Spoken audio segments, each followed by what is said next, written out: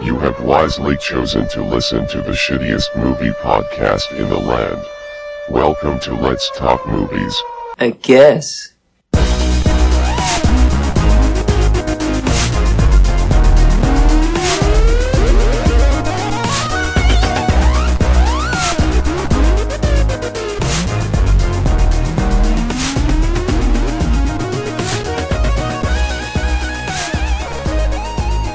Welcome to Let's Talk Movies. This is John. This is Matt. And today we're having a very special episode. Even more specialer than the average episode. We kind of talk about some movies that I once held dear to my heart, and then I rewatched them, and I don't hold them as dear to my heart. You held both of these movies close to your heart? Okay, maybe not. I haven't seen the original one, but I saw the remake. And the movie we're talking about is The Punisher. Semi-popular movie from the 80s and a decently popular one from the early 2000s. I don't think you can call the one a remake of the other, though. Like, they're both, based on the same character and everything, but the one is so kind of in stark contrast to the other. They're both... Okay, like a reboot, maybe? Yeah, I would say that's probably closer, I guess. Okay, and this has nothing to do with the fact that The Punisher is being rebooted yet again as a spin-off of... Marvel's, Netflix's Daredevil. Yeah, so that movie, or that's actually going to be a TV show, kind of a spin-off from the Punisher being a popular character in Daredevil. But we're not talking about that today, because that's not a movie, I guess. Well, we could talk about it if either, if we need to kill some time towards the end of the episode, we'll bring it up. I just mean, we normally lead off with a, hey, what have you been watching? Oh, yeah. I haven't been watching that. I watched it a while ago, so there's a small likelihood we would talk about it. But so going off on a little tangent, what have you been watching? Funny you should ask. Well, I've been getting back into some sketch comedy stuff. You and I have been watching The Birthday Boys. That we have. What a fantastic show that is. I like that it, each episode, although they're sketches, has a certain kind of almost theme and cohesiveness that runs throughout. They build a lot of jokes on top of each other. So you see something at the beginning of the show and it kind of comes full circle at the end a lot of the time. Yeah, we saw that a lot in the Goofy Roofers episode. For sure. A fantastic episode. I think they're all in that same vein of just taking an idea or a concept, beating it to death, and then somehow bringing it back around to being funny. So I don't know. It's really goofy sketch comedy, and it's definitely the sort of thing that I'm into. Likewise. It's sort of like Whitest Kids You Know, but with more polish, and you can tell it definitely have the direction of a very funny person, being Bob Odenkirk. Yeah. Whereas I don't think Whitest Kids You Know had a real a showrunner that was really funny or had a lot of structure. And you can definitely tell Whitest Kids You Know, some of them are really funny, some of the skits, but some of them feel like some high or some stoners, just stream of consciousness. Yeah, and I guess that's what I mean. This is all really focused comedy, and it's kind of high production value, or it's kind of both high concept and high production. They spend a lot of time and budget on each of their sketches and stitching them together and stuff. Not always, but a lot of their stuff, you could tell they were really committed to this idea and had to go the extra steps of costuming and all these kind of different other things that other sketch comedy shows kind of not necessarily shy away from, but don't pay as much attention to. Yeah, I remember the Whitest Kids You Know episode. By contrast, there was a skit where a guy was at a vacuum store looking for a vacuum to give himself a blowjob with, and you could tell that it was somebody's kitchen, and they tried to make it look like it was an appliance store. Yeah, but it did it very poorly.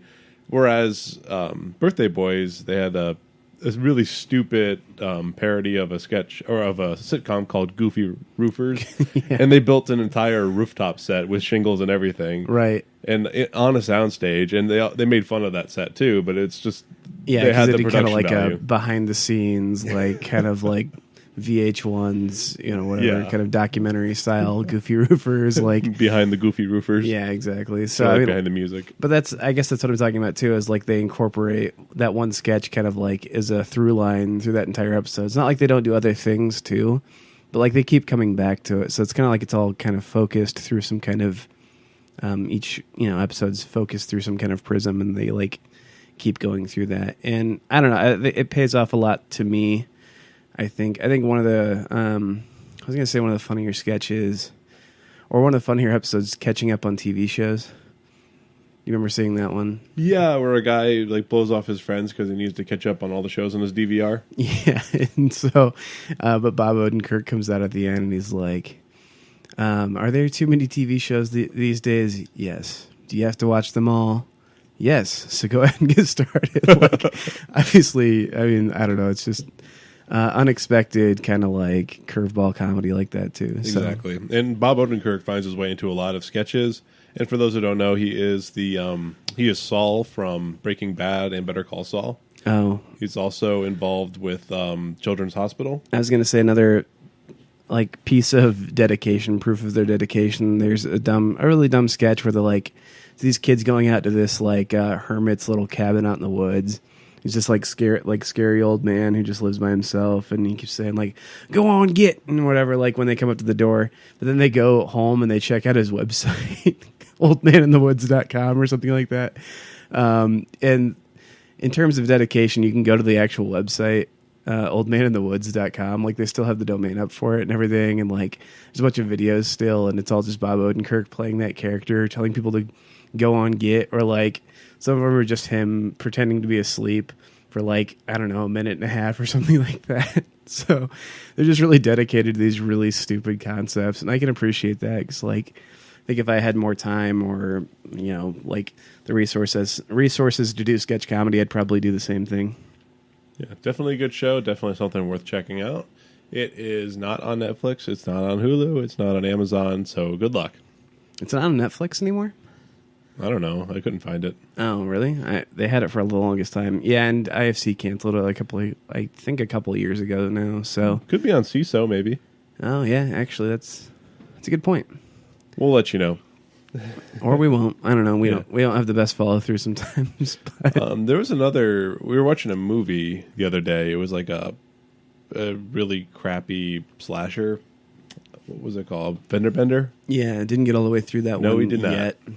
We might talk about it on here, but oh man, I don't know. That thing seemed like it was kind of moving really slow, and then it was also pretty awkward. Like obviously, it's one of these kind of Columbo type things where like who the killer is from minute one. It's like you have to like watch things roll out and see what happens. But I don't know, like how long did that scene go on that we were watching where he actually has that fender bender with like the 17-year-old girl? And it was really long and awkward. And like we were having a discussion, I don't know if this is where you were headed or not, but like we were having the discussion that like if this guy's a serial killer, he's the worst serial killer of all time. Because he looks like a serial killer. And he acts like, a quintessential serial killer, which is, like a movie trope serial killer. Because like real serial killers, I think, are actually pretty charming. And this guy had like, nothing. Yeah. He seemed very creepy, but also the girl was quite oblivious to his creepiness. And he like asked her for her home address, and he wanted him to. Oh no, she wanted to take pictures of the accident, and then she took a picture of him, which he seemed uncomfortable with. But it was very strange. I don't know, like no red flags were triggered in her mind, which seemed kind of odd. Well, I couldn't figure it out if it was bad acting or if they were both like trying to seem a little bit hesitant in this scene or whatever it was, but it was just like painful to watch. And I think that she actually is a good actress. I recognized her. She plays Grace Florick in The Good Wife, and she's been doing that for like 9 years, ever since she was a pretty young kid. So she's, I think she's a decent actress. It could have just been like a director's note, like, hey, be terrible in this scene. Yeah, I think some of the people in the movie tried their best to kind of make the movie somewhat watchable. I think the thing, at least in the part that we watched, I don't know, maybe you can back me up on this, it was like kind of a showcase of all the stupid like tropes of people who are being stalked by someone and all the wrong things you can do if you're being stalked in that situation. Like at the beginning of the movie, remember what I'm talking about, like with the lady who's getting ready to take a bath? Yeah. Which that trope has been played to death. She hears something go bump in the night. She leaves the bathtub, looks around, doesn't find anything. And long of the short, she finally crawls into bed, and she finds she's laying next to the serial killer. come on. Yeah, I mean that's pretty. I pretty much I usually gaze at my bed before I get into bed. It's pretty weak sauce. Plus, like, I don't know. You can very inherently and immediately tell whether or not someone else is in your bed. Like even just based on like or the like way the within bed, a 15-foot radius of you, the way the bed dips, or like yeah. I don't know, whatever. I mean, there's just so many different indications. Like you try and pull a blanket towards, and you're like, what's going on? You know? Yeah, that's why this movie is just so hard to believe, and I definitely didn't enjoy it. I'm not going to enjoy finishing it, but I guess we could probably do it for our listeners' sake. If we want to do it as like a portrait into how do you make the most cliche, stereotypical stalker serial killer movie of all time, then yeah, we might as well also go ahead low and finish budget. it. Yeah. Well, I feel like that was almost kind of implied. Okay. Speaking of low budget, so the guy hits her car. And there's damage on her car, but there's like visibly no damage on his. I feel like they're trying to make a plot point out of that. But I also feel like they just didn't want to wreck the guy's car. Yeah, they didn't like, want to damage the rental. Right, exactly. Or what? Like the guy. I feel like the dude. I mean, okay. So I'm going to make a prediction here and say that the serial killer in this movie is 100% also the director of the movie. Oh, you think that's the case? It looks like. I mean, I would think so. This guy looks like he's a middle-aged divorced man who, like, all he has to his name are like those sunglasses and those like dad shoes and a midlife crisis where he thinks that he can be a director. Right, and somehow like write some movie where he's going to like be. Well, no, I mean, I guess like most people going through a midlife crisis, he'd be like, how do I make a movie? It'd be more like American Beauty, but like American Beauty where Kevin Spacey goes through with it at the end. Oh, and just actually hooks up with the neighbor's daughter. Yeah, I would think so. I mean, if you're that character and you're going through midlife crisis and a divorce and all that sort of thing, like I don't know, but maybe I'm wrong, maybe I'm right. I'll look that up later and see if it's the director. You know, what a weird movie that was. I mean, it's good, but it's like it's hard to watch. American Beauty. Oh, okay. I thought you meant Fender Bender. No, but now that you brought it up, like the end, that scene in the end where like. He turns down the person that is coming on to him. Not to spoil it for anyone. Whatever. Like, okay, spoilers apply to movies that are currently in theaters or have come out on DVD in the last 2 months. All right, well, when the super religious conservative neighbor man walks up to Kevin Spacey and kisses him on the lips because he thinks that Kevin's been into him. Right, and he's like, well, I think maybe I am gay. Like, then that's... Yeah, that part of the movie's a little weird, but it's all good because the guy went back and murdered Kevin Spacey. Right, yeah, it's all fine. Spoilers. He murdered Kevin Spacey, who was playing Kaiser Soze the whole time. I do not get that reference. What the Usual Suspects. It's a good movie. Yeah, anyway, I've seen it. You've seen it? I haven't even seen it, and I could make that reference, and you didn't even understand it. Okay, I don't remember the names of every character of every movie I've watched. I'm sorry. What was this episode about? This one's about The Punisher, which was one of the first R-rated movies I've seen. I wasn't allowed to watch R-rated movies. And, I mean, aside from, say, The Passion of the Christ, this was the... Or, like, The Pirates Who Don't Know Anything VeggieTales movie. That is not R-rated, but... or R for really tame. Rated ARG. Get it? I get it. Yeah. I don't know if it's the first R-rated movie I saw, but I know it's the first one that I purchased with my own dollars, and I loved it. Yeah. And then I had the terrible idea to revisit it at the age of 28. Like you had me sit through.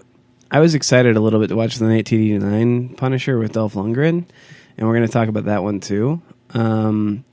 But like the Thomas Jane one, I mean, I don't feel like it was all bad, but there was a lot of like me filling in the blank spaces of like how and why are these people friends? Like what the hell's going on? And like I don't know. You know what? I'll let you speak to it though. This is a movie that's formative of your I don't know latter teenage years. Yes, it's So for those who don't know what the premise is, a man is involved. He's an FBI agent, and well, I guess the original Punisher is a cop, but he's involved in a deadly shooting of a crime boss's son, and then he retires immediately afterward. You know, spoiler, there's a huge movie trope right there. It's I just retired. Nothing bad's going to happen Basically, to me. he was 1 week away from vacation. Yeah, 1 week away from retirement. Or retirement, on vacation. Yeah. And make a long story short, the crime boss came and he had people kill his entire family, and almost killed him too. But he didn't die, and he came back and he decided he was going to punish everyone. Oh wait, am I confusing these movies? Or no? Okay, so in this one, so it's kind of like the Passion of the Christ. Fact check: the mob boss doesn't actually want the guy's whole family dead. It's the guy's wife. Yeah, the mob boss, played by John Travolta, wanted the guy to be killed naturally because he killed the mob boss's son, Frank Castle being the FBI agent. But then his crazy wife demanded that the guy's entire family, not just his wife and kids, but like his uncles, aunts, and parents, be killed as well. Everyone at the Castiglione family reunion or whatever it was. Well, yeah, conveniently there was a family reunion like a week later. Something. Puerto Rico. Literally like third and fourth cousins, and just like everyone was at this luau or whatever. Plus a bunch of locals, but they all got killed as well. Yeah, I mean, that's the thing. You don't make a Punisher movie without everyone dying. Like, there's got to be a pretty high stakes collateral damage. Though, actually, I mean, the 1989 one, you don't see that as much, I guess. Well, maybe. You see it a lot from the Punisher, but then there's also, like, I think part of it is there are kids involved in things, so you don't see as much bloodshed during those scenes. Like the scene where his wife and son are run over, you don't see them actually getting killed, because that would have been pretty terrible. But I think they did a pretty good job in the 2004 movie of making you kind of bond a little with his family and feel kind of bad when they got murdered. I could have stood to have seen his wife and kid get gunned down. If I'm honest, like, no, I mean, not like I don't like the characters or something, or like I had a problem with the actor choices or something, but like, I think it makes the character. If you have to experience his pain, then you better understand where he's coming from. He didn't even experience it because he was driving there on a motorcycle when they were killed. So he didn't even witness them die. So maybe that's why they did it out of camera. Well, I mean, maybe, but for as much as he knows, they could have just had a heart attack running down the pier. Like, I don't know. That's definitely a plausible explanation. Completely. But it's funny, there was no blood on them. Yeah. They were not mangled at all despite getting run over by flattened. a 4x4. Yeah, I mean, that was a heavy looking truck with a bunch of dudes in the back. I would imagine, like, once you get run over, that differential would have, like, dragged and shredded them up a little bit, but no, they were fine. They were like a heart attack. Actually, is more plausible. They were casket ready, like they were seriously like face down too, so it wasn't weird. Get some embalming fluid in there and just ready. Or not even just pop in a casket and do the funeral the same day. Yeah, I guess I don't know. I feel like there's a reason they do the whole embalming process. Yeah, to jack up the price. Oh, is it? Yeah, if you do a funeral like within and make sure a couple days. You don't need to embalm someone, but funeral homes make a lot of money on that. Oh, yeah. Anyhow, they didn't get embalmed because the whole pier was set on fire. Oh yeah. See, like some of these movies, I mean, they're in a way they're very similar, in a way they're very different. But in some ways, then it's hard to remember what event happened in which movie. But yeah, I do remember like the really lame like pier explosion where he gets like flung backwards in the most unnatural of all positions. Like he's on a wire. Like he's on a set of wires being pulled rapidly back by, crew members that are simulating an explosion. Yeah, exactly. Yeah, no, that looked very fake. And if anyone were to get blown away by an explosion, their insides would be complete goo. Oh yeah, no, you don't walk away from it even if you're battle hardened Frank Castle or whatever. Most explosions just rip right through you, and it takes a lot of effort to blow someone backwards. Like you see in a movie where someone gets hit with a shotgun slug, and they go flying 15 feet backwards. Yeah, it's not like getting punched by Superman. It's like having a bunch of metal fly through you and out the back of you, and then you are like affected by it because of your internal organs and everything. And actually, your body goes forward a little bit to react to that. Because every reaction has an equal and opposite reaction. Oh, okay. So sometimes when you get shot, you would go forward a little bit. Not like back and to the left. No. But if you got shot by a bullet that was as large as you, then you would go flying backwards. Well, yeah, exactly. Yeah, it's more like his reaction is more like he got hit by a 747 or something than like there was it was gasoline too, wasn't it? Like there was some. Yeah. Oh, right. This all happened conveniently, like at some kind of like refueling station for boats at the end of the pier. Yeah, and the guy didn't even swipe his credit card. He just squeezed the pump and started spitting out gas. That's maybe the most unrealistic part of this movie, is considering it takes place in like 2004. Yeah. Well, actually, 2004 is right around the time when you stopped seeing pay at the or like the honor system. Hey, we'll let you well, that's fill what I your mean, car up, because, then you can like, pay afterward. That's at the same time there was kind of a spike in like the cost of fuel price. I And think. spike in drive-offs. Well, that too. Yeah. Yeah. I think I think those two are directly proportional. Yeah, we're going to have a lot of things to tag this episode with, including the fuel economics. And Hashtag direct versus inverse relationships. Hashtag worst episode yet. I don't know.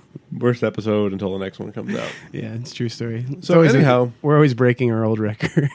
So somehow he manages to get blown into the water. His guts are all goo, and he lands face down, but he somehow survives and is nursed to life by a witch doctor. At which point I forgot about that. He goes back to his dad's house, and I guess the bodies have been cleaned up and the holes have been patched. But nobody had stolen his dad's weapons. So he goes and fills a bag with his dad's weapons, Yeah.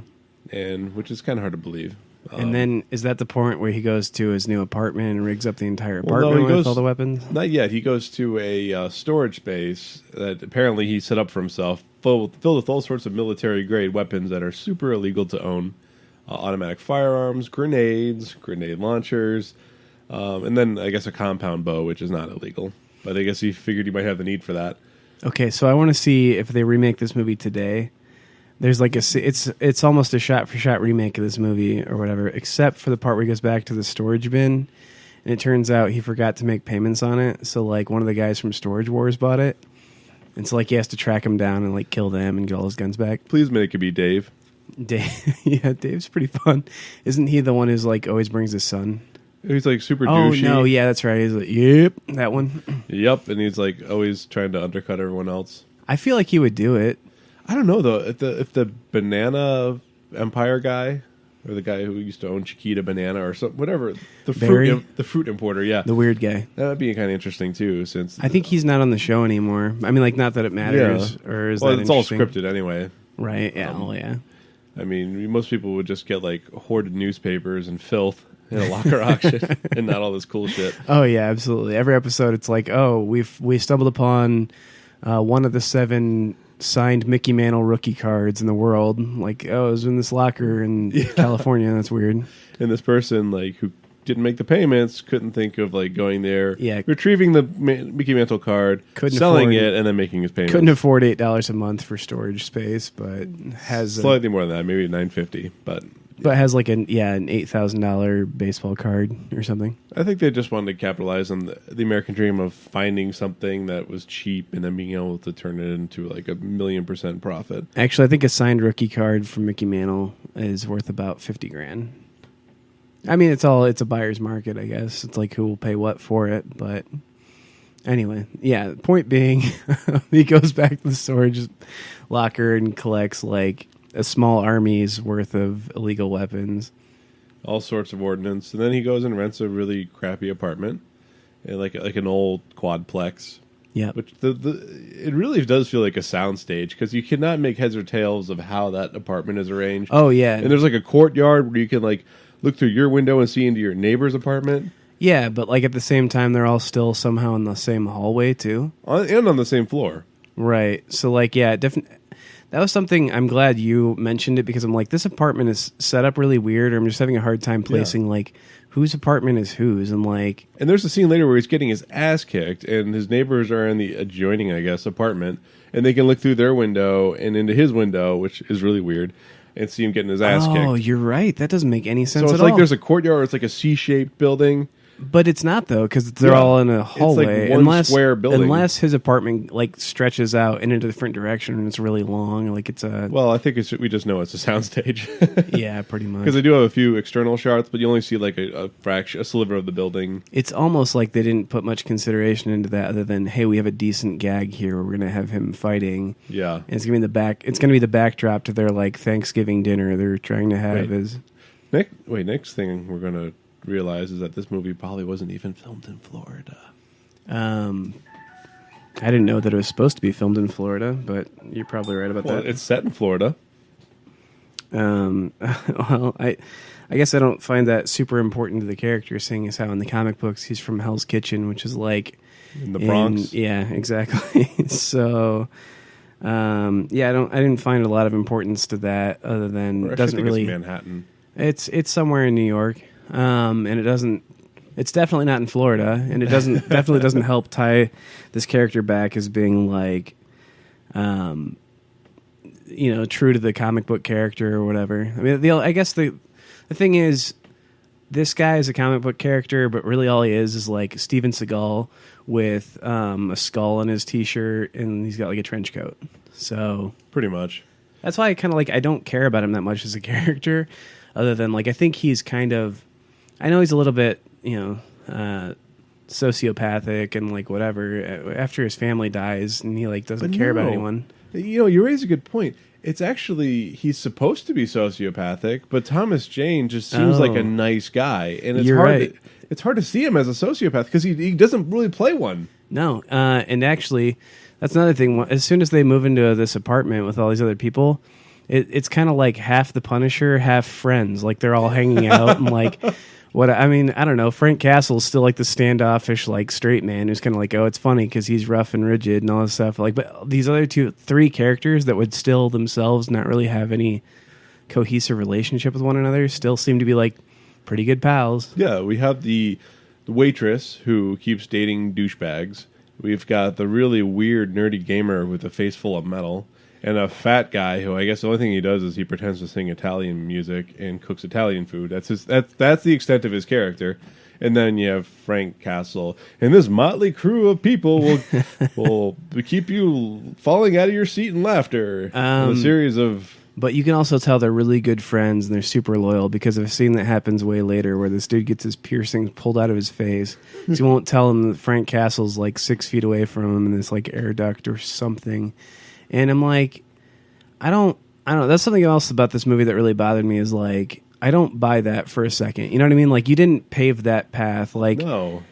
You didn't have this scene where it's like, you know what, man? Like, you saved my sister and got her away from her crippling meth addiction, and like, I would do anything for you, Frank Castle. Like, somebody could pull all the piercings out of my face. I wouldn't even tell them where you are. But and it seems like he only had piercings so that they could get pulled out, and it seemed like such a thin plot mechanism. I don't know if he's based on an actual like Marvel character or not. I'm not familiar with Frank Castle. I don't, like I kind of already said, like I don't care about this guy that much. So I don't know if they're like actually pulling from a storyline or trying to do like justice to the character or not. Which like normally I'm really rehearsed on like superheroes. I can tell you, oh, this is kind of this or that Easter egg. Or they're actually like self-referencing this from the comic books. But I don't know. Like in this one, I don't know. The Punisher has just always been the character. They're like, well, I don't know. Like the comic book writer showed up today and he's really angry, so he's like doing a Punisher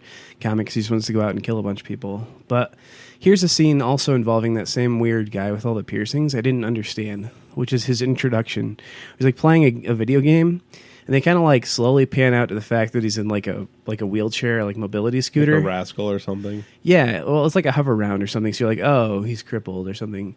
And then at the end of like him talking trash on like some FPS he's playing online, he like gets out of the wheelchair and he like starts doing a dance or something stupid. And like, what's the point of that entire shot? Like, you're supposed to like feel bad for him because you think he's like. At first, I'm like, oh, he's developmentally delayed. Maybe he's like mentally deficient.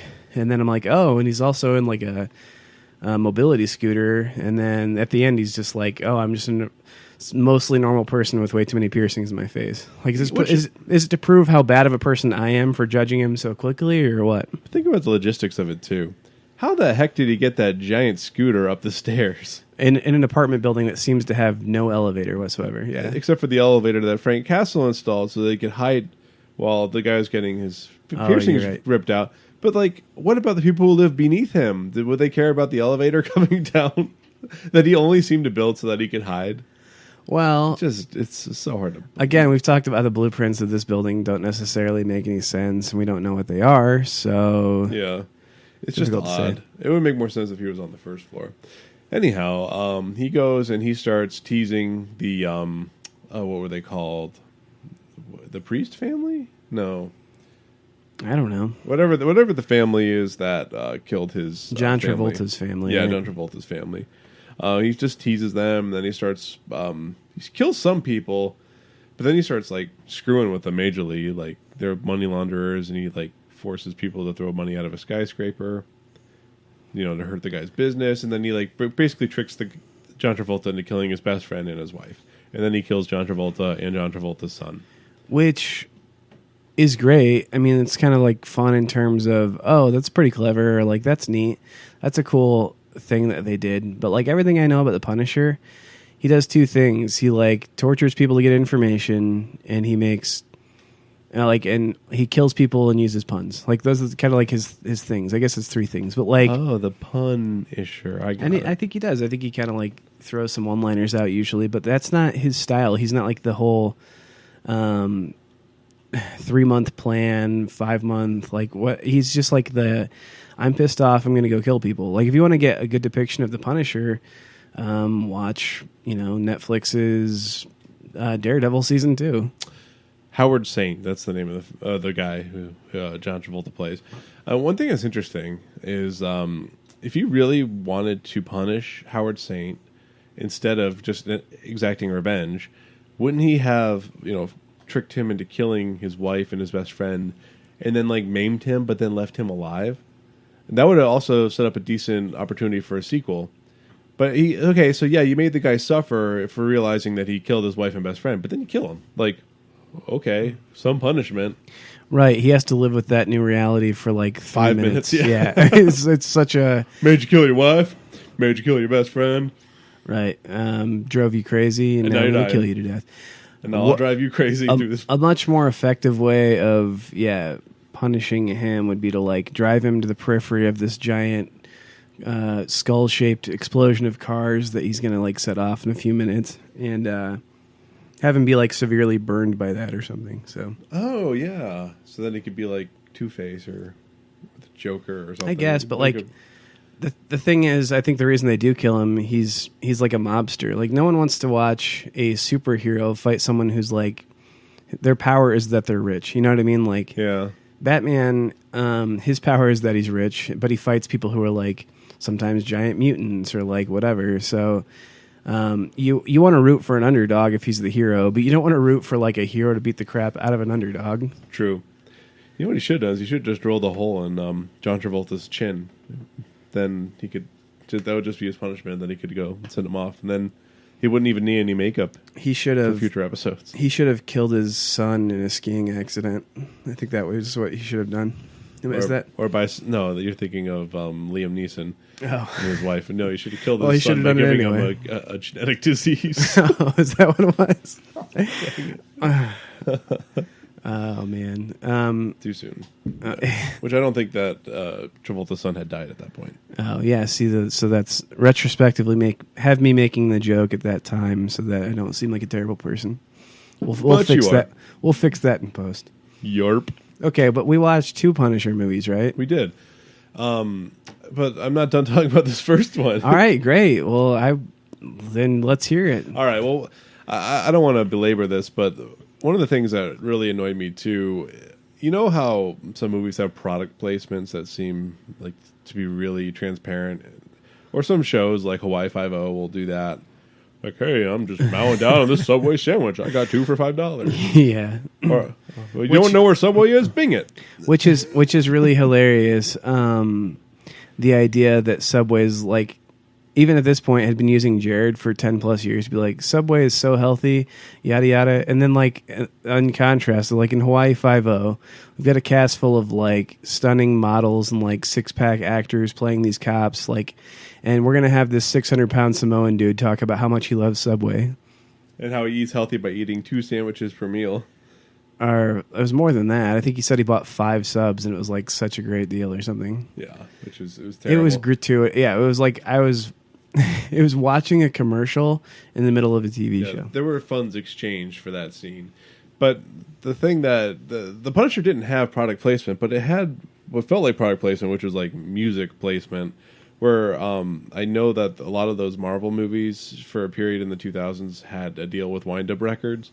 So like they would like put these wind-up record songs in the movie in like really awkward times. There was one, the most notable would have been the song Broken by Seether, which they played it when they were trying to humanize Frank Castle, and it felt really awkward. It was poorly done, and it seemed almost like the movie they weren't taking the movie as seriously as they needed to by putting all these like light-hearted moments into it that just didn't fit, and then they put this light-hearted music in that didn't fit. Yeah. They just kind of ruined what could have been a great opportunity to make a phenomenal Punisher movie. Well, they want you to feel that pain so that the revenge plot seems like it makes a lot more sense. When really so poorly though. It's like honestly, the greatest Punisher movie I've ever seen is Shoot 'Em Up with Clive Owen, and they never call him the Punisher, but that's like basically what the Punisher should be. Which that did inspire a conversation where we want to do a future episode on each of our top 5 revenge movies. Oh yeah, which fantastic. The Punisher sadly won't make my list. I feel like there's a really good revenge plot in there, but the only reason it might not make my list is because they use that intellectual property of the Punisher, and it's like don't use that character if you want to tell this like long arcing like revenge plot story. Use someone else. This movie felt like revenge. It didn't feel like punishment, really. He right. did like one of the guys who arguably could have been somewhat responsible for his family dying. This goofy short guy with like a New York accent.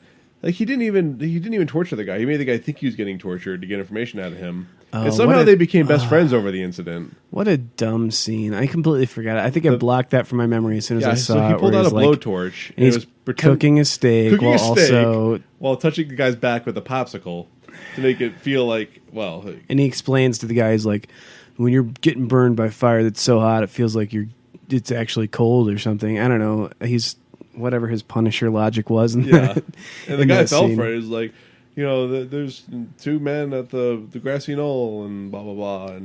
But, like, that dude seemed like such a weasel anyway. I feel like he could have just been like, here's a gun in your face. Tell me about, like, everything I want to know. I'm just going to kill you. And the guy would be like, all right, fine. Here's everything you need to know. Yeah.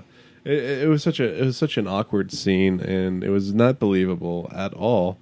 And it's hard to imagine that the Punisher would have bonded with that guy and that guy would have, like, what gave the Punisher any reason to trust that man? Because that guy was very integral in the final scene where he got to kill Howard Saint. I don't see why the guy would have worked with the Punisher. Well, that's another thing about this movie. Like, okay, so we both like The Dark Knight, I think, yeah? But one of the things I don't like about The Dark Knight in a way is that it seems like the Joker is just unbelievably smart. Like he's so smart that he's like predicted everything 10 steps in advance to the point where like he knows every single footstep he should be taking and this sort of thing. And like I think Frank Castle has basically that same thing going on in this movie too. Maybe with the exception of like that Russian dude coming in and like, beating the living shit out of him. Yeah, for like a solid 6 minutes. Can we talk about that for a second? Frank Castle gets the shit kicked out of him. He can't even walk. But then he like drinks a red potion, and later that evening goes and kills the Saints and all the people, like with no limp, no loss of energy, no weakness. Yeah, I think I would take a 3-day weekend after a beating like that. Something. Like a grenade went off right next to him, and the only thing between him and the grenade was a cast iron bathtub. The thing is, though, John, that's just further to prove their point that this guy isn't fueled by the things that normal people are. It's all revenge. It's adrenaline. Well, guess what? You can't write a check and pay for it with revenge. Have you ever tried? That's probably a deleted scene in the movie. Is like there's some kind of check. He's like, "Here's your money." What's the dude's name? Something Saint. Howard Saint. Here's your money, Howard. And just like in the memo line, it says revenge and like the dollar sign. It'd be like 2.5 million revenge. No, it's just like a skull where the dollar note should be or whatever. I don't know. Yeah. It's signed like FU or some whatever. I don't care. It's just there's so many things that are unbelievable in that movie. One thing I did like though is they use very little CGI. And they were talking about this in the director's commentary. They hired firms that used real explosives to try to make the most legitimate-looking explosives. And it was definitely obvious. There was a scene towards the end where cars were exploding and flipping upside down. I think that was probably CGI. Yeah. I don't think they had the same, like, they had the hydraulic or pneumatic rams like they did in The Dark Knight where that truck flipped upside down. I think they just CGI'd those cars. But other than that, all the explosions were pretty real. So it was noticeable. It was a little more gritty because of that, but it really felt like not like a rom-com, but like a romance drama mixed with a gritty action movie that's cool in some scenes. But it was a very bad juxtaposition. Mixed with like a Misfits type Friends like sitcom. Motley crew of friends. Yeah, so, yeah, I don't know. I don't understand how any of those people end up like being friends at all. And then also, can I get a read on this too? Like the overweight guy at the apartment, was he supposed to be somewhat mentally challenged? I don't know, but he played it well regardless. I mean, he played mentally challenged, for sure. Like, whether or not his character was, they don't really go into it. Like, everyone was laughing at his antics like they were, like, pity laughs. He had, at the very least, a heightened level of social anxiety. And maybe a heightened level of Asperger's. And a heightened level of BMI. Low-functioning Asperger's. Something. I don't know. Whatever. Did you have more to talk about in this movie? Like, no, I'm done now. This movie's pissed me off because I held it in such high regard and rewatched it and it ruined my late teenage years. I don't think it was bad, but I guess like if your thing is like, oh, this movie is the best movie I've ever seen, or like, did this movie eclipse your top 10 probably before watching it again? Yeah, it would have been towards the end of it, but it would have been in there. Okay, and then now that you've watched it, to make your top 50? Okay, top 50, yes, because I've probably seen 50 revenge movies in my life, so... No, I'm not even talking revenge, I'm just talking about movies. Oh. Well, I don't know, whatever. Maybe because it would be hard for me to list off 50, but if I had the time and really thought about it, I could probably find 50 I like more than this movie. Yeah, I'm sure they're out there. Oh, last thing about this movie, actually, though, the credits. So the movie ends very somberly, and it kind of sets...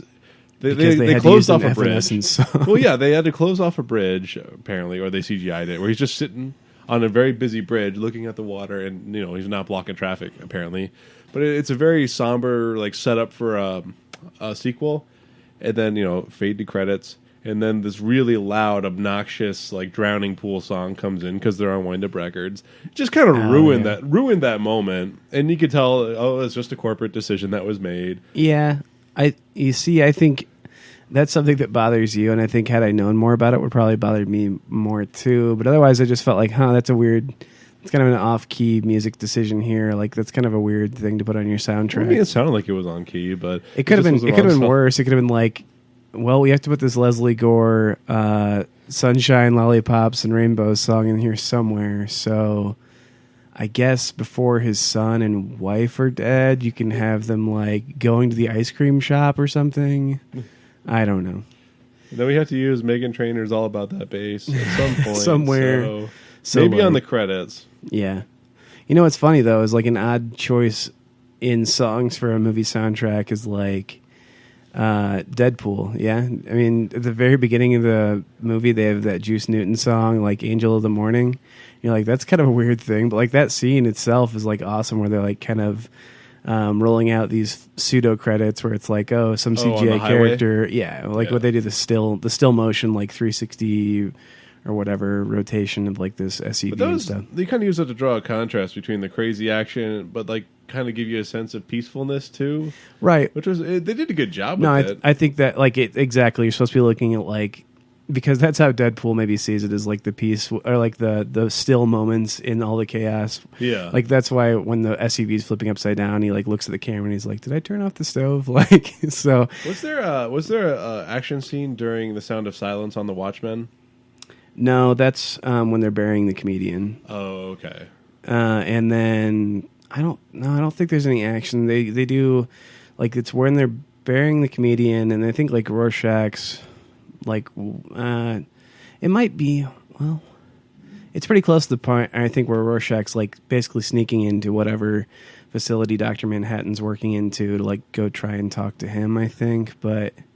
The Blue Dong Research Facility.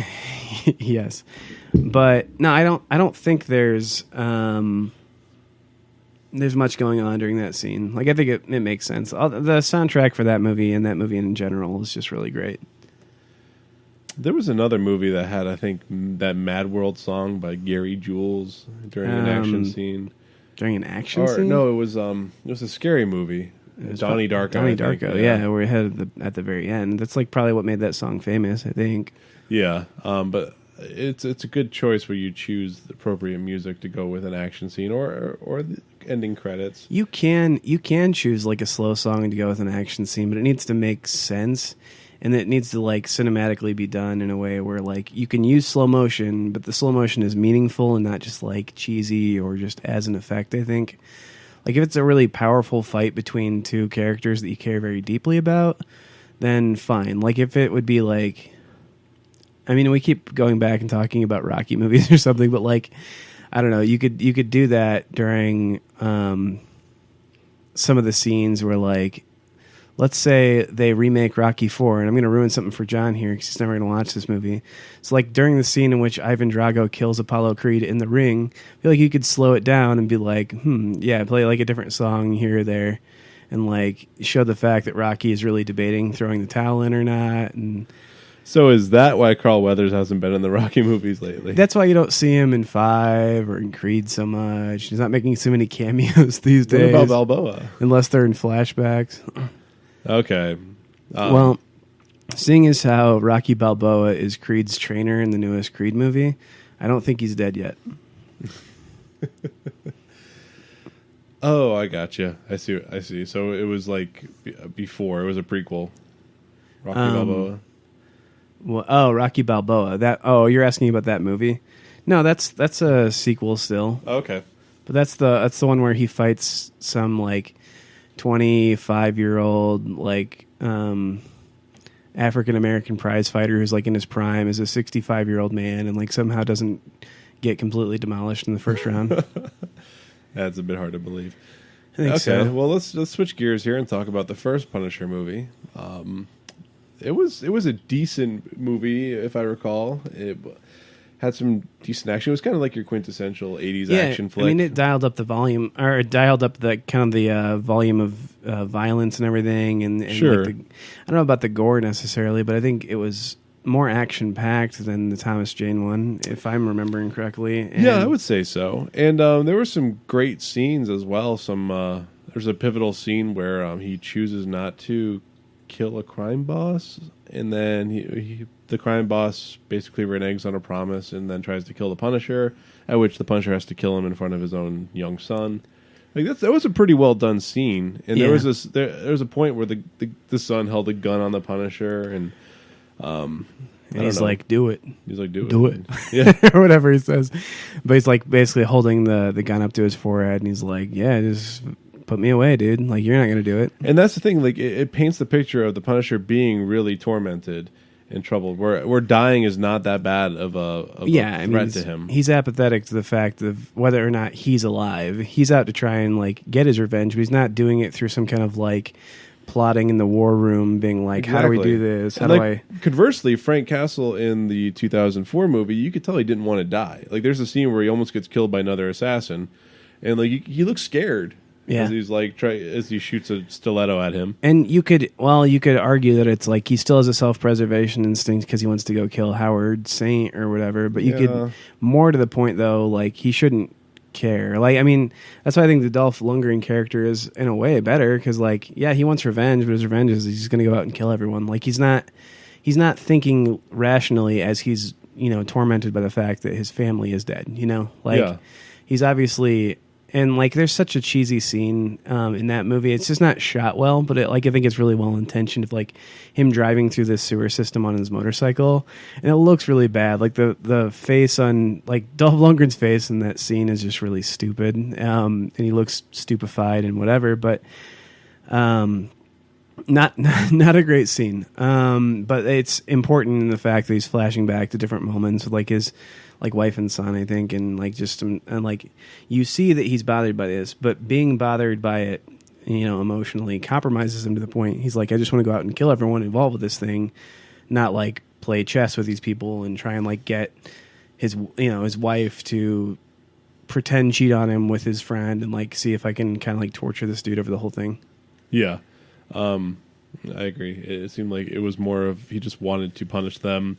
And he wasn't really so worried about dying, and he didn't really plan things out. He just kind of went balls to the wall, which is more believable and it's more strict with the Punisher character in general. Right.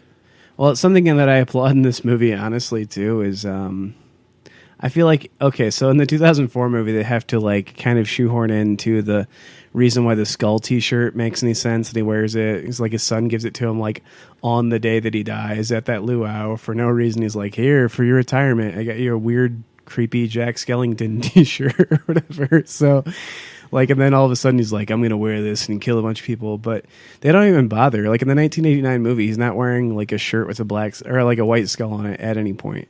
And I'm like, that's great, because that's not... I don't feel like that shirt's that important to that character. Well, then if I do see that shirt, I want a decent explanation, and not just some crappy, like, shoehorned explanation. Right, like the day that my son died, he gave me this crap. Like, what if he gave him some kind of, like, really awful, like, Care Bears shirt with, like...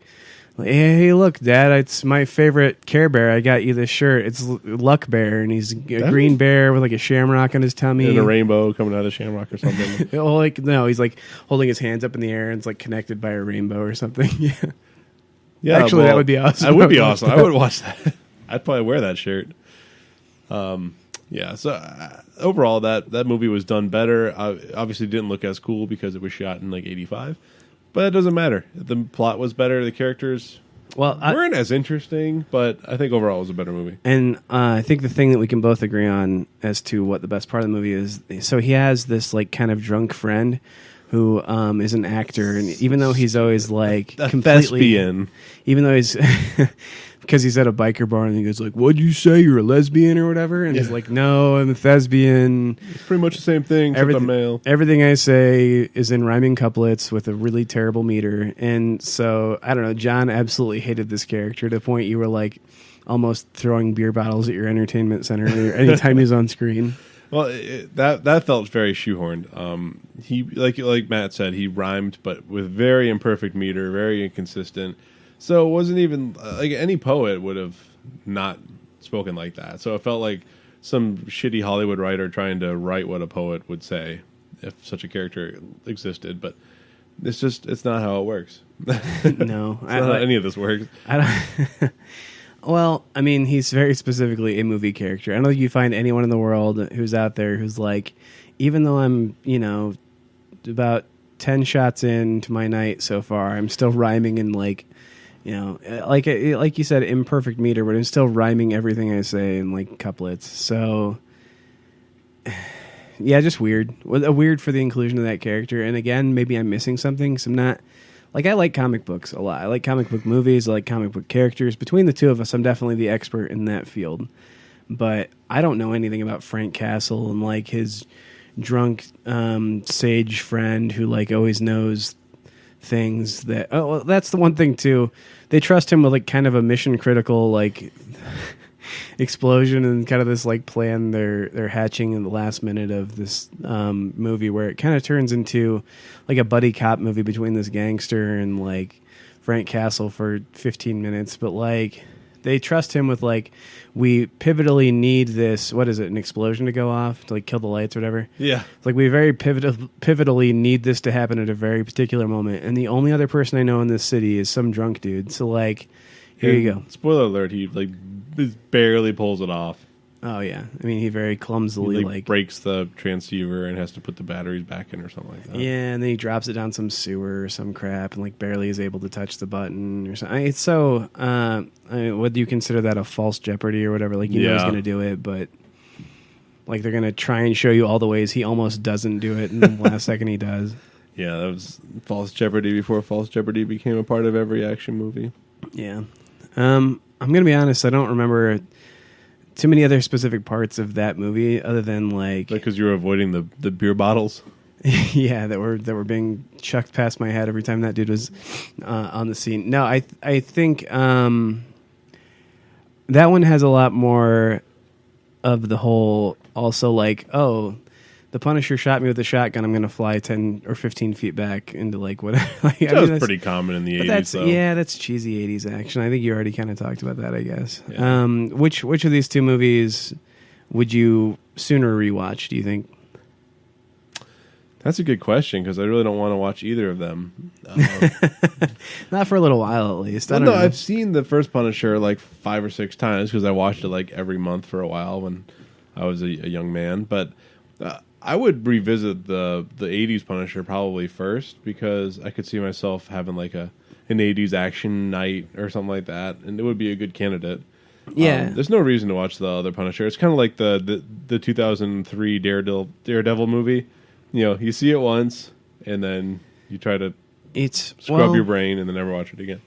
You know, it's kind of like, I don't know. It's like when they tried to do Romeo and Juliet in kind of like a modern gangster setting or whatever, with like Leonardo DiCaprio and whatever. Like, it's like they're trying to tell the story of the Count of Monte Cristo, using the Punisher in like the 2004 version. For me, which Count of Monte Cristo a million times better. Oh, it's yeah. such a damn good movie with Jim Caviezel. Oh yeah, like I mean, you're gonna hear about it between Yes. one of the two of us in our top 5. Or we revenge might just do movies. an episode on it because it's such a fine movie. Oh man, there's nothing wrong with it. So Oh, you know what? Before you go ahead with that thought, there's something I thought of in that first movie. Something that feels really, really, really shoehorned and awkward. okay, So the best hitman in the business is hired to kill Frank Castle. You know what I'm going with this. Yeah, So Frank Castle's eating at a diner, and this guy walks in What's with his his name, by guitar. the way? I can't remember. Harry. Heck. There you go. He sits down at this bar, and instead of shooting Frank Castle, which he was hired to do, he pops out his guitar, starts strumming. I can hear what you're thinking, all your thoughts and tears, like the stupid like wannabe country song. Yeah, And it's not a bad song, but like it is like the worst choice for this movie, for the flow of the movie, for the sure. style of the movie, which is like, other than that, it's all like rock music in it. I mean, yeah, it definitely feels like, hey man, final cut on this thing. We're at 85 minutes. We need 88. Can we do something with that diner scene? Yeah, and the best part is, after he sings this stupid song, Harry Heck, who in real life is like actually a country singer, stands up and walks out of the bar or the restaurant. And then, of course, you know, here's a trope. Frank Castle's driving, there's a drawbridge in his way, and Harry Heck pulls up behind him, and then Frank Castle ramps up over the drawbridge, and they have a big fight. And he kills Harry Heck. But, like, and then that did not need to happen. And then he turns kind of Batman for a second too, where like these weird shielded, like bulletproof things are coming out of his car and everything too, and that didn't make. Judging by those, the corrugated aluminum bulletproof shields he built would get punched by any bullet.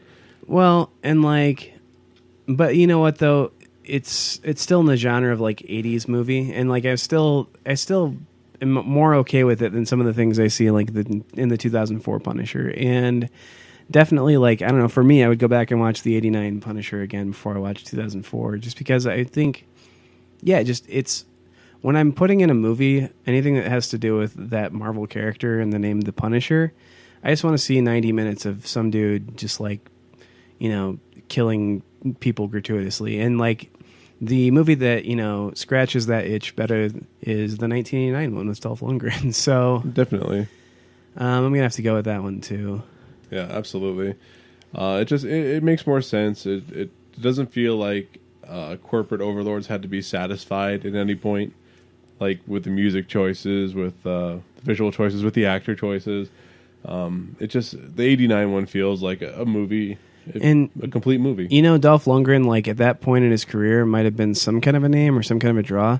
He's probably the biggest name in that movie, though. Like I think John Travolta like easily eclipses Thomas Jane in terms of. So does Harry Heck. Who's the better known? Thomas actor. Jane is a decent actor. He's a good looking guy. I just don't think he ever got a breakout role. It's just like he's cool, but like you're not going to have a water cooler conversation about, did you see Thomas Jane in this? Well, I think his Did you see name him in doesn't that? help him. That's not a good last name if you want to be a badass. Yeah, having a like soft, feminine last name. doesn't Thomas help Jill. Oh, and Jill's even a little more stabby Thomas than Judy. Jane. Jane's like Thomas Judy. Jane's kind of Thomas Judy. So like I don't know, John Travolta's inclusion in that movie, like I think that's another thing too that kind of is like we don't know that we have a solid movie here. We need to have like a big name. And that felt really weird. And yeah, Thomas Jane was definitely upstaged by Travolta, but Travolta didn't feel like a good pick either. Because I mean, this is the guy from Saturday Night Fever, but then you're like, oh well, he's also the guy from Pulp Fiction. Maybe it works, but he just. But then he's going to go on to be the guy from like Swordfish and stuff, and he's better in that sort of thing. But like, yeah, he's not an important character. And also, he's the guy from Bolt.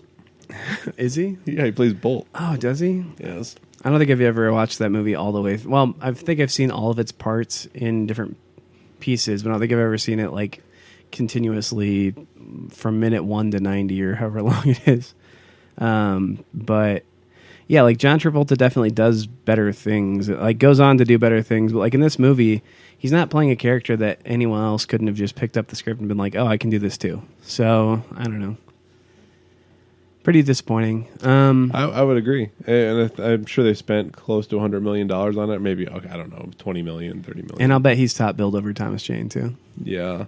And Thomas Jane hasn't done much since. I know he was doing an HBO show called Hung, which was a pretty bad show, where he played a male gigolo. Oh, there's about a guy who like continuously thinks about ending it all and like hanging himself. Maybe. I don't think so. No, no, that's not what it is. That might be when the you biopic. when you said hung, I was like, huh, that's what it sounds like. Oh no, he just has a giant Johnson and he sells his penis to old women. Cool. Way to go, Thomas Jane. Yeah. So I think we were intending to do this on some episode, and I don't know how long we're running at this point. We can maybe do it for 5 minutes here, but I think it'd be important to kind of like introduce ourselves as hosts of the show, and then also explain why we're on a movie podcast, like why you should care to listen to us at all. I feel like that's going to be our next episode, right? Do you want to? Absolutely. Stay tuned. Yeah, this is kind of like show the basis of our friendship and our movie experience. Or it'll be really funny. And I think the next episode is going to be our top 5 revenge films. Ooh, I could deal with that. All right. Well, thanks for joining us and listening to us ramble about both of these different Punisher movies, neither one of which really shines as a crown jewel or anything. But I got to be honest, if you're looking for a good action movie, don't punish yourself.